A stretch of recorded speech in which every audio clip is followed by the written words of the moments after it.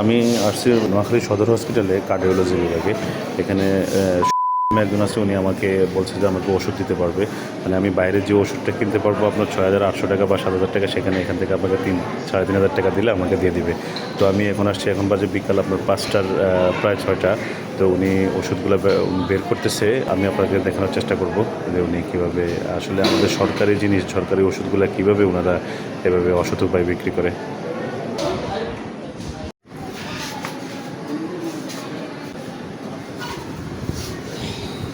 ওই যে সেবিটো যেটা হ্যাঁ, আমার কাছে ওষুধ দুটো নাই, এটা আমার কাছে থাকতো, মানে এখন নেই আর কি। হুম, এইটা আমি দেখি আপনাকে, এই গোলমার্ক দিছে না, হ্যাঁ। এই দুইটাই লই, এটা থাকে, এগুলো আমি দিয়ে দিছি।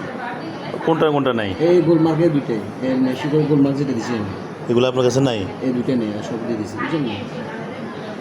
বুঝতে পারছি, বুঝছি। এই দুইটাই ওষুধের খাওয়া নষ্ট হয়ে যাবে, বুঝলেন না?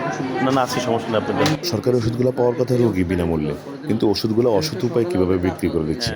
ভিডিওটি বেশি বেশি শেয়ার করে দিয়ে অন্যকে দেখার সুযোগ করে দেবেন।